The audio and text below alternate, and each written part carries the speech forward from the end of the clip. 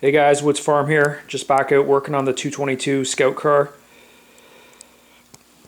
Got a bunch of different little things to do. Last we left, I had the transfer case mounted, and now I'm going to start working on some of the floor cross members. I thought if I work my way forward, it's a pretty easy, straightforward project, and it doesn't interfere with the rear drive shaft. At some point, once we get the rear drive shaft in place, I'm going to build a tunnel around it. But for now, I can work my way forward, at least where the driver's seat is anyways. I think I might try to lower the floor a bit to give the driver a little more foot room and to deal with the brake pedal and accelerator pedal position, but at least I know where the driver's seat is going to be.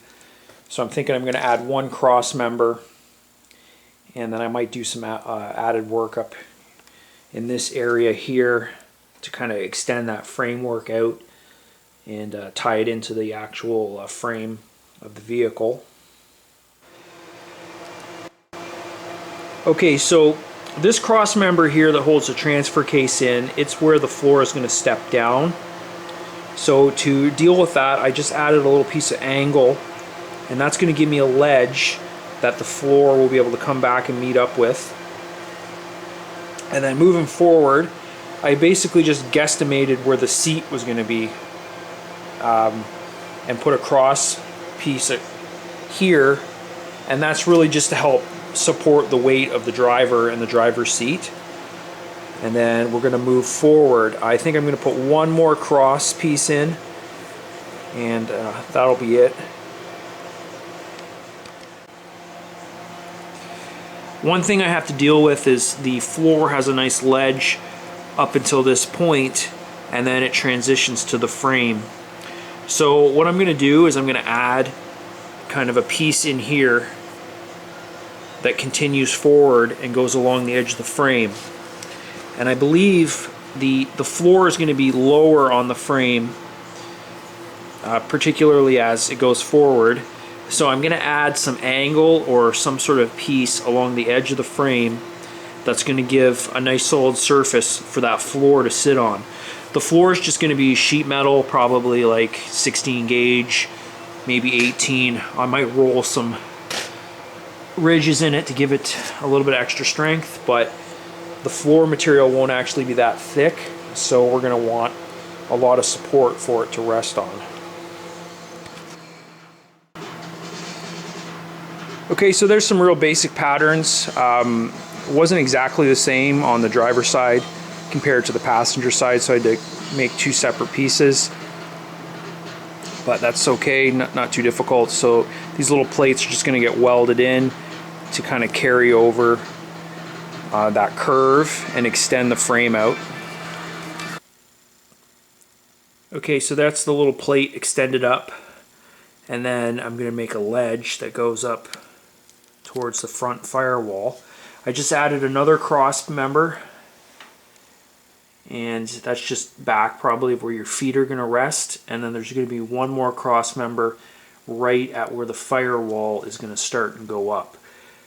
But I think I'm going to leave that until I get the master cylinder and figure out exactly where it's going to get mounted and how that affects where the pedal is, because ultimately that's going to determine where the firewall is.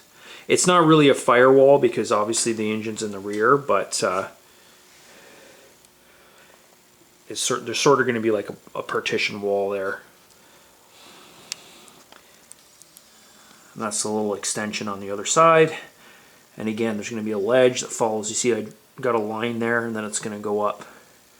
And that's going to make the floor basically probably build one or two panels that fit right in here that make up the floor. And probably depending on where the seat's going to get positioned, I might make a couple of kind of perpendicular cross braces right between here, and that'll more be to provide a solid surface to bolt the seat down to. But I may also consider making the floor panels removable. I'll have to think about that. It really will depend on how well you could unbolt them theoretically and move them out of the vehicle so you could work. But ultimately it's probably not necessary, and the easiest thing to do is just have the floor welded in place. Okay, so we've got a temporary mock drive shaft in place. I just used some of the components that we already had, and this is going to give us something that we can base our clearances off to make the tunnel and the framework for the floor kind of heading back from the transfer case. And part of this framework is going to be a really solid cross member that is going to give us a good point to bolt in the pintle. So we've got a mark there at halfway. That's essentially where the center of the turret is. So there's going to be a very heavy duty cross member going right there, and then kind of a tunnel heading back from there, somewhere around kind of where that transmission mount is on the cross member. That's where the rear firewall is going to end up. So we're going to start fabricating to enclose this and build the structure for the floor.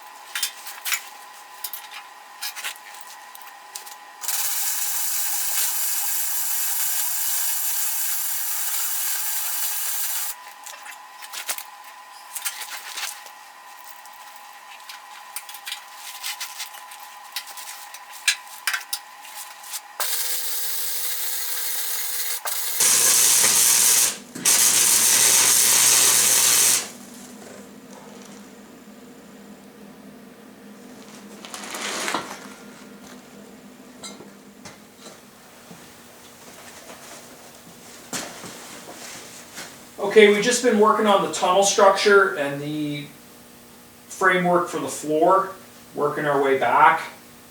We've got most of it done. We've got a heavy duty plate in the center. That's where the pintle is going to get mounted, bolted down. And then there's some structure that heads back, and the floor will be able to sit in here. I was just pricing out some diamond plate. I think we're going to use that on the main part of the floor. It's not that much more expensive, so it's probably a good investment.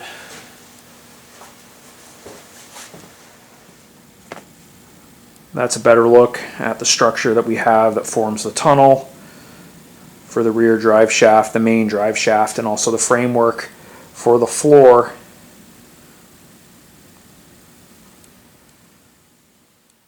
Here's another view just from the front looking back. You can see there's the steering wheel gearbox. We're just kind of looking straight back.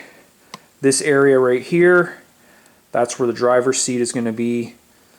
And then moving back, there's a little bit of a step up, and then there's a shelf here. That's where the feet, the main foot area for the commander and gunner are going to be. And then it steps up. There's kind of a hump there in the middle, and that's where the pintle is going to kind of rise up, and the seats are going to be off to each side. And there's a little bit of space on each side of that tunnel for the drive shaft. both on the left and the right side. There's some foot room there as well.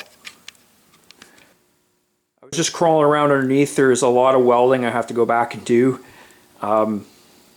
So even though it looks like a lot of work is done, most of the stuff is just tacked in place. I have to go back and re-weld it properly so everything is secure and strong. So that's going to take some time. Okay, so after the framework was all completed, I decided to go ahead and lay down some cardboard just to get a better idea of what the interior is going to look like. And also I'm going to save all these pieces of cardboard, and they're going to serve as templates when it comes time to actually cutting out the metal to make the floor. I also have all the rough dimensions so I can actually price out and order material when the time comes.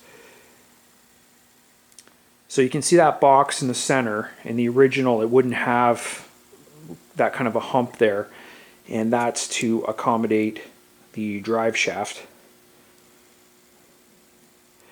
It's a little bigger. I think if I probably could have got away with something slightly smaller and maybe more angled, which would have made it more complicated to build. But I decided to kind of err on the side of caution, and we were looking at the foot room, and it's actually not going to be that difficult really. There's plenty of foot room when the driver and the gunner and commander will be sitting in the seats. They've got plenty of foot room to the front, and if they turn the turret 90 degrees left or right, there's also the little bit of a footwell there. And if you want to do a 360, it's actually probably not going to be as awkward as you might think. You can see I've got a mark on the tunnel, and that kind of signifies the center and where the pedestal or the pintle or whatever you want to call it, basically the mount for the turret, would be bolted in.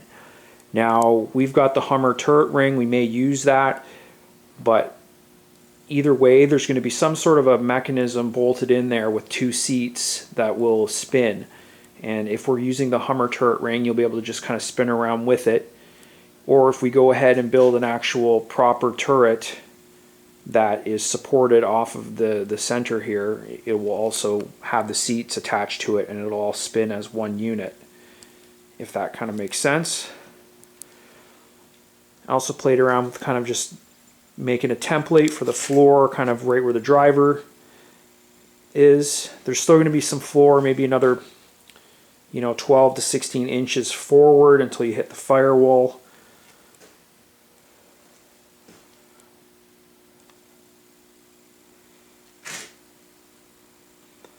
But yeah, that's a very good representation of what it's going to look like inside. We did some measurements, and this radiator is more or less exactly where it is on the original. Maybe a little bit forward. It's up in the air whether or not we're going to use a different radiator. I bought a hot rod radiator and then realized that this rad also has cooler lines for the transmission, so we'll either have to bypass those lines and go with the hot rod, or get a separate transmission cooler and mount that. I still have to do some thinking about how we're going to play that out, but either way you can kind of get an idea of what's going on here.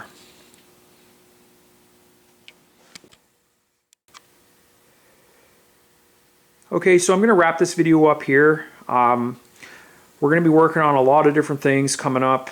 We still have some drive shaft things to sort out and play around with, and there's also lots of work in terms of framing up the front where the firewall is. We've got to get a master cylinder in and figure out where that's going to be. I've got some ideas for that, so that'll be coming up probably in the next video. Kind of just moving all over the place and doing what we can with the materials we have to keep the project rolling. Really the big hurdle we have to deal with is to get the drive shafts connected. That way we can start the engine up, and we're going to put it on blocks and just do a test, make sure everything works and the tires are spinning in the correct direction for it to move forward. Really, that's the only thing at this point that is going to be an issue. After that, it's fairly simple. Figuring out where that master cylinder goes and then plumbing in the brake stuff, that should be very easy. So we're very much on track for a test drive in late winter, early spring, which is what we want. So if you want to keep seeing videos of the 222 Scout Car project, like, subscribe to the channel, and also if you have any questions, comments, leave them below. And one last thing, just keep in mind, I've talked about this before, but we're not striving for a perfect replica. The idea is to get something in the field that will serve as a usable vehicle for reenactments, but is built quickly and as cheaply as possible. So really, that's the goal of this project. Anyways, thanks for watching, and see you for the next video.